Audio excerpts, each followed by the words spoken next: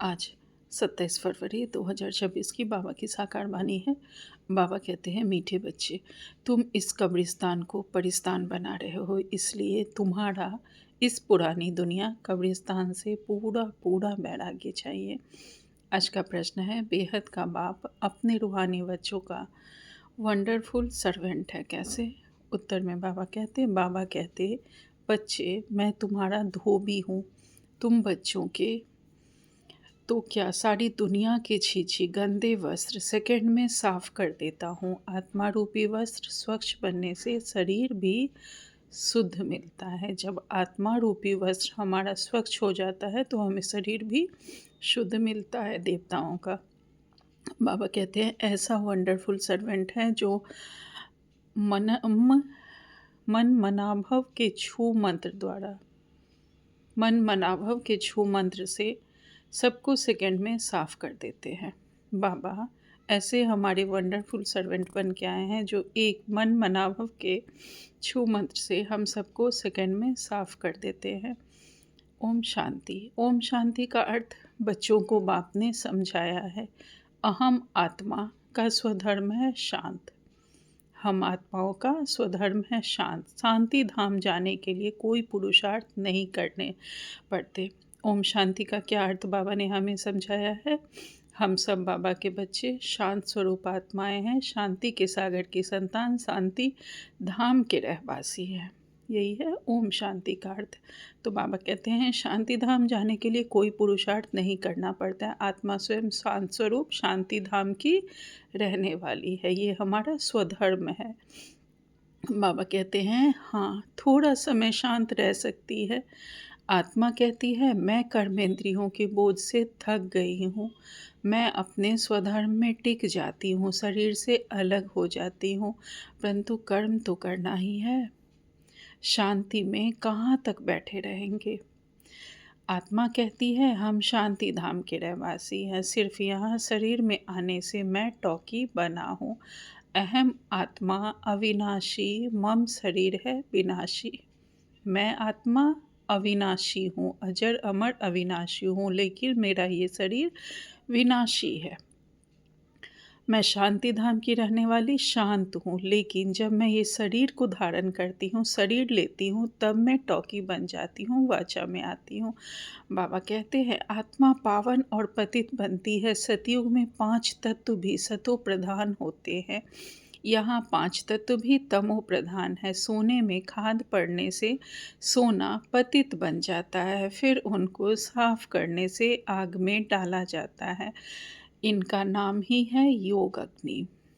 योग अग्नि में जब हम जाते हैं बाबा के बच्चे, तो फिर हम पवित्र बन जाते हैं।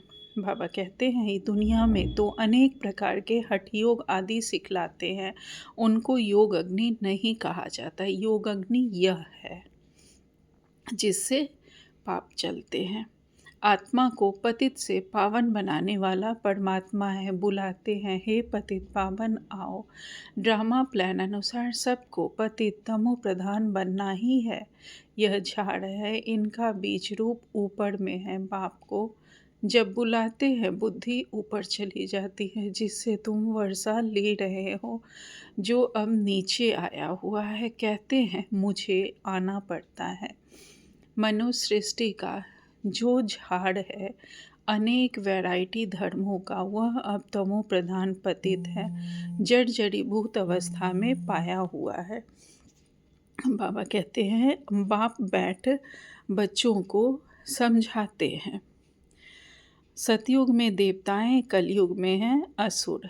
बाकी असुर और देवताओं की लड़ाई लगी नहीं है। तुम इस आसुरी 5 विकारों पर योग बल से जीत पाते हो। बाकी कोई हिंसक लड़ाई आदि की बात नहीं। तुम कोई भी प्रकार से हिंसा नहीं करते हो, कभी किसको हाथ भी नहीं लगाएंगे। तुम डबल अहिंसक हो। काम कटारी चलाना यह तो सबसे बड़ा पाप है। बाप कहते हैं, यह काम कटारी आदि मध्य अंत दुख देती है, विकार में नहीं जाना चाहिए। देवताओं के आगे महिमा गाते हैं ना आप सर्वगुण संपन्न। बाबा कहते हैं, आत्मा कहती है, हम पतित बने हैं, तब तो बुलाते हैं, हे पतित पावन आओ। जब पावन है तब तो कोई को बुलाते नहीं। जब हम पावन रहते हैं तब तो किसी को नहीं बुलाते। बाबा कहते हैं उनको स्वर्ग कहा जाता है जब हम पावन रहते हैं। यहाँ तो साधु संत आदि की कितनी धुन लगाते हैं, हे पतित पावन सीताराम। बाप कहते हैं इस समय सारी दुनिया पतित है, इसमें भी किसका दोष नहीं है। यह ड्रामा बना बनाया है। जब तक मैं न आऊँ इन्हों को अपना पाठ बजाना है। जब तक बाबा नहीं आते हैं तब तक यह दुनिया पतित रहती है। बाबा आके सबको पावन बनाते हैं। बाबा कहते हैं ज्ञान और भक्ति, फिर है वैराग्य। पुरानी दुनिया से वैराग्य, यह है बेहद का वैराग्य। उन्हों का है हद का वैराग्य, तुम जानते हो। यह पुरानी दुनिया तो अब खत्म होनी है। नया घर बनाते हैं तो पुराने घर से वैराग्य हो जाता है ना। बेहद का बाप कहते हैं अभी तुमको स्वर्ग रूपी घर बना कर देता हूँ। अभी तो है नर्क, स्वर्ग है नई दुनिया, नर्क है पुरानी दुनिया। अभी पुरानी दुनिया में रह हम नई दुनिया बना रहे हैं। पुराने कब्रिस्तान पर हम परिस्तान बनाएंगे। यही जमुना का कंठा होगा, इस पर महल बनेंगे। यही दहली जमुना नदी आदि होगी। बाकी यह जो दिखाते हैं पांडवों के किले थे वह सब तो है दंत कथाएं। ड्रामा प्लान अनुसार जरूर फिर यह बनेंगे। जैसे तुम यज्ञ तप दान आदि करते आए हो फिर भी करना होगा।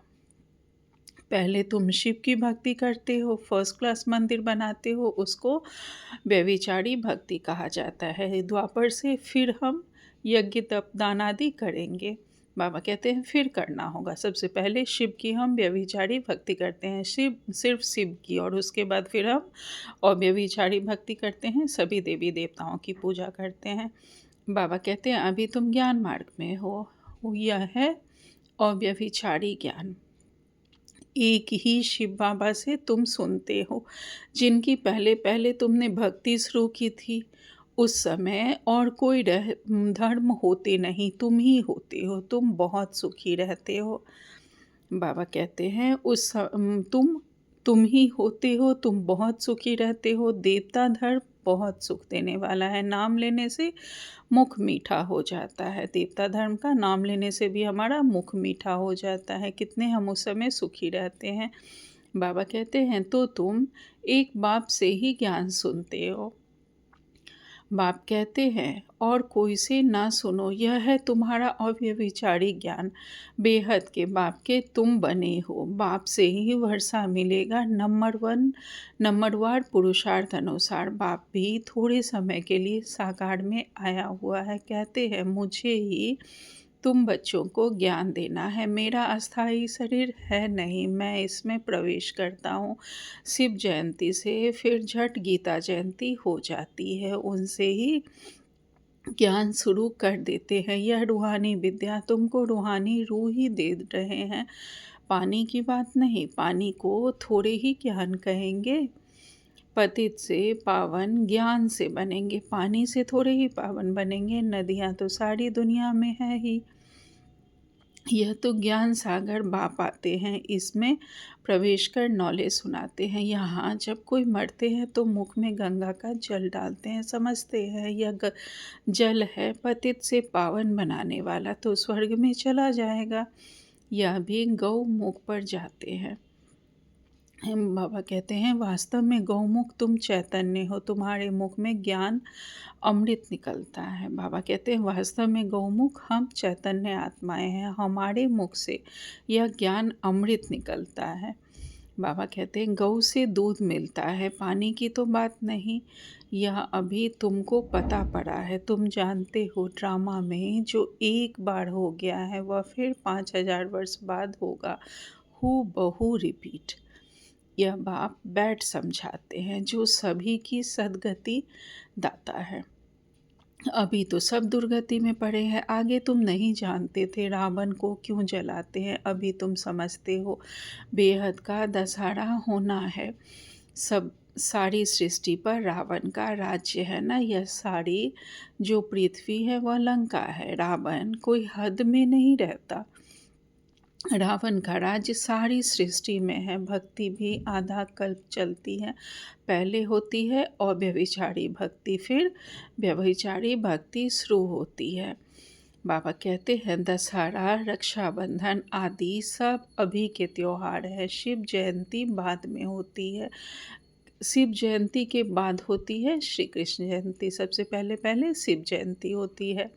बाबा कहते हैं अभी कृष्णपुरी स्थापन होती है। आज कंसपुरी में है, कल कृष्णपुरी में होंगे। श्री कृष्ण थोड़े ही यहाँ हो सकता है। श्री कृष्ण जन्म लेते ही है सतयुग में। वह है फर्स्ट क्लास प्रिंस। स्कूल में पढ़ने जाते हैं। जब बड़ा होता है तब गद्दी का मालिक बनता है। बाबा कहते हैं कल कृष्णपुरी में होंगे। श्री कृष्ण यहाँ थोड़े ही यहाँ हो सकता है। श्री कृष्ण जन्म लेते हैं सतयुग में। वह है फर्स्ट प्रिंस। स्कूल में पढ़ने जाते हैं। जब बड़ा होता है तब गद्दी का मालिक बनता है। बाकी यह रासलीला आदि वह तो आपस में खुशी मनाते होंगे। बाकी श्री कृष्ण किसको बैठ ज्ञान सुनाए, यह कैसे हो सकता। सारी महिमा एक शिव बाबा की है जो पतितों को पावन बनाते हैं। तुम कोई बड़े ऑफिसर्स को समझाओ तो कहेंगे आप राइट कहती हो, परंतु वह और किसी को सुना न सके। उनकी बात कोई सुनेगा नहीं। बीके बना और सब कहेंगे इनको तो जादू लग गया है। बीके का नाम सुना बस समझते हैं जादू करती होंगी। थोड़ा किसको ज्ञान दो तो कह देंगे कि यह बीके जादू लगाती हैं। बस यह तो सिवाय अपने दादा के और किसको मानती नहीं। भक्ति आदि कुछ नहीं करती। बाबा तो कहते हैं किसको मना नहीं करना है कि भक्ति ना करो, आपे ही छूट जाएगी। तुम भक्ति छोड़ते हो, विकार छोड़ते हो, इस पर ही हंगामा होता है। बाबा कहते हैं मैं रुद्र ज्ञान यज्ञ रचता हूँ, इसमें आसुरी संप्रदाय के विघ्न पड़ते हैं। यह है शिव बाबा के बेहद का यज्ञ जिसमें मनुष्य से देवता बनते हैं। गाया हुआ भी है ज्ञान यज्ञ से विनाश वाला प्रज्वलित हुई। जब पुरानी दुनिया विनाश हो तब तो तुम नई दुनिया में राज्य करेंगे। मनुष्य कहेंगे हम कहते हैं शांति हो और यह भी के कहती है विनाश हो। बाप समझाते हैं यह सारी पुरानी दुनिया यह ज्ञान यज्ञ में स्वाहा हो जाएगी।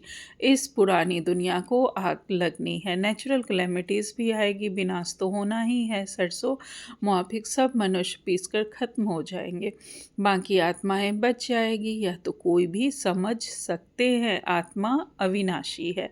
अभी यह बेहद की होलिका होनी है जिसमें सब शरीर खत्म हो जाएंगे, बाकी आत्माएं पवित्र बन चली जाएंगी। आग में चीज़ शुद्ध होती है ना, हवन करते हैं शुद्धता के लिए। वह सब है जिस्मानी बातें। अभी तो सारी दुनिया स्वाहा होनी है। विनाश के पहले जरूर स्थापना हो जानी चाहिए। किसको भी समझाओ तो पहले बोलो स्थापना फिर विनाश। ब्रह्मा द्वारा स्थापना, प्रजापिता तो मशहूर है ना, आदिदेव आदि देवी। जगत अम्बा के तो लाखों मंदिर हैं, कितने मेले लगते हैं। तुम हो जगत अम्बा के बच्चे। ज्ञान ज्ञानेश्वरी फिर बनेंगे राज राजेश्वरी। अभी हम जगत अम्बा के बच्चे ज्ञान ज्ञानेश्वरी हैं, फिर हम राज राजेश्वरी बनेंगे सतयुग में। बाबा कहते हैं तुम बहुत धनवान बनते हो, फिर भक्ति मार्ग में लक्ष्मी से दीपमाला पर विनाशी धन मांगते हैं। यहाँ तो सब कुछ मिल जाता है। आयुष्मान भव, पुत्रवान भव। तुम जानते हो हमारी आयु 150 वर्ष की रहती है। बाप कहते हैं जितना योग लगाएंगे उतना आयु बढ़ती रहेगी। तुम ईश्वर से योग लगाकर योगेश्वर बनते हो। मनुष्य तो है भोगेश्वर कहा जाता है। भिखारी मोत पलीती कपड़ धोए। बाप कहते हैं मुझे धोबी भी कहते हैं। मैं सब आत्माओं को आकर साफ करता हूँ, फिर शरीर भी नया शुद्ध मिलेगा। बाप कहते हैं मैं सेकंड में सारी दुनिया के कपड़े साफ कर लेता हूँ। सिर्फ मन मनाभव से आत्मा और शरीर पवित्र बन जाएंगे। छू मंत्र है ना, सेकंड में जीवन मुक्ति। कितना सहज उपाय है। बाप को याद करो तो पावन बन जाएंगे। चलते फिरते सिर्फ बाप को याद करो और कोई जरा भी तकलीफ़ तुमको नहीं देता हूँ। सिर्फ याद करना है। अभी तुम्हारी एक एक सेकंड में चढ़ती कला होती है। बाप कहते हैं मैं तुम बच्चों का सर्वेंट बनाया हूँ, तुमने ही बुलाया है। हे पतित पावन आओ, आकर हमको पावन बनाओ। अच्छा बच्चे आया हूँ तो सर्वेंट हुआ ना। जब तुम बहुत पतित बने हो तभी ज़ोर से चिल्लाते हो, अब मैं आया हूँ मैं।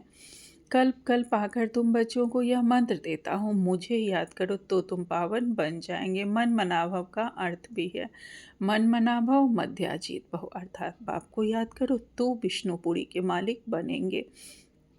तुम आए ही हो विष्णुपुरी का राज्य लेने। रावण पुरी के बाद है विष्णुपुरी, कंसपुरी के बाद कृष्णपुरी। कितना सहज समझाया जाता है। बाप कहते हैं इस पुरानी दुनिया से ममत्व मिटा दो, अभी हमने 84 जन्म पूरे किए हैं। यह पुराना चोला छोड़कर हम जाएंगे नई दुनिया में, याद से ही तुम्हारे पाप कटते जाएंगे। इतनी हिम्मत करनी है चाहिए। वह तो ब्रह्म को याद करते हैं, समझते हैं ब्रह्म में लीन हो जाएंगे, परंतु ब्रह्म तो है रहने का स्थान। वो लोग तपस्या में बैठ जाते हैं, बस हम ब्रह्म में जाकर लीन हो जाएंगे, परंतु वापस तो कोई जा नहीं सकते। ब्रह्म से योग लगाने से पावन तो बनेंगे नहीं, एक भी जा न सके। पुनर्जन्म तो लेना ही है। बाप आकर सच बतलाते हैं, सचखंड सच्चा बाबा स्थापन करते हैं। रावण आकर झूठ खंड बनाते हैं। अभी यह है संगम युग, इसमें तुम उत्तम से उत्तम बनते हो, इसलिए इसको पुरुषोत्तम युग कहा जाता है। तुम कौड़ी से हीरे जैसा बनते हो, यह है बेहद की बात। उत्तम से उत्तम मनुष्य हैं देवताएं, तो अभी पुरुषोत्तम संगम युग पर तुम बैठे हो। तुमको पुरुषोत्तम बनाने वाला है ऊंचते ऊंच बाप, ऊंचे ते ऊंच स्वर्ग का वर्षा तुमको देते हैं, फिर तुम यह भूल क्यों जाते हो। बाप कहते हैं मुझे याद करो, बच्चे कहते हैं बाबा कृपा करो तो हम भूले नहीं। यह कैसे हो सकता, बाबा के डायरेक्शन पर चलना है ना। बाप कहते हैं मुझे याद करो तो पतित से पावन बन जाएंगे। राह पर चलो ना, बाकी आशीर्वाद क्या करूं। अच्छा, मीठे मीठे से खिलते बच्चों प्रति माता पिता बाप दादा का याद प्यार और गुड मॉर्निंग। रूहानी बाप की रूहानी बच्चों को नमस्ते। हम सब रूहानी बच्चों की रूहानी माता पिता बाप दादा को याद प्यार गुड मॉर्निंग और नमस्ते नमस्ते नमस्ते। शुक्रिया बाबा, आपका पद्मा पदम शुक्रिया। आज धारणा के लिए मुख्य सार में बाबा ने पहली पॉइंट कही है, बाप के हर डायरेक्शन पर चलकर स्वयं को कौड़ी से हीरे जैसा बनाना है। एक बाबा की याद में रहकर स्वयं के वस्त्रों को स्वच्छ बनाना है। एक बाबा की याद में रहकर हमें अपने शरीर रूपी वस्त्र को स्वच्छ बनाना है। दूसरी पॉइंट में बाबा कहते हैं अब नए घर में चलना है, इसलिए इस पुराने घर से बेहद का वैराग्य रखना है। नशा रहे इस पुराने कब्रिस्तान पर हम परिस्तान बनाएंगे। आज बाबा ने हमें वरदान दिया है नॉलेजफुल भाव। बाबा कहते हैं रहम की दृष्टि द्वारा घृणा दृष्टि को समाप्त करने वाले नॉलेजफुल भाव। विस्तार में बाबा कहते हैं जो बच्चे एक दो के संस्कारों को जानकर संस्कार परिवर्तन की लगन में रहते हैं, कभी यह नहीं सोचते कि यह तो है ही ऐसा, उन्हें कहेंगे नॉलेजफुल। बाबा कहते हैं जो एक दूसरे के संस्कार को जानकर स्वयं में परिवर्तन कर लेते हैं और ये नहीं सोचते कि ये तो ऐसा ही है बदलेगा नहीं, बल्कि स्वयं में परिवर्तन कर लेते हैं, बाबा कहते उन्हें कहेंगे नॉलेजफुल। वैसे बाबा के बच्चे होंगे जिन्होंने स्वयं को ज्ञान का स्वरूप बना लिया है, तो बाबा उन बच्चों को नॉलेजफुल कहते हैं।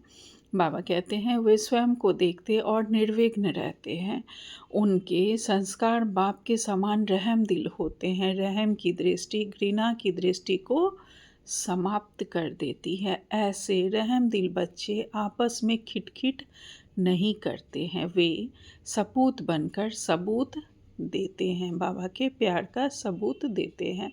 स्लोगन में बाबा ने कहा है सदा परमात्म चिंतन करने वाले ही बेफिक्र बादशाह हैं, उन्हें किसी भी प्रकार की चिंता नहीं हो सकती। आज का व्यक्ति सारे हैं स्व उन्नति और सेवा की उन्नति दोनों में, एक ने कहा दूसरे ने हाजी किया, ऐसे सदा एकता और दृढ़ता से बढ़ते चलो। जैसे दादियों की एकता और दृढ़ता का संगठन पक्का है, ऐसे आप रत्नों का भी संगठन पक्का हो तो संगठन की शक्ति जो चाहे वह कर सकती है। संगठन की निशानी का यादगार है 5 पांडव। अच्छा, ओम शांति। शुक्रिया बाबा।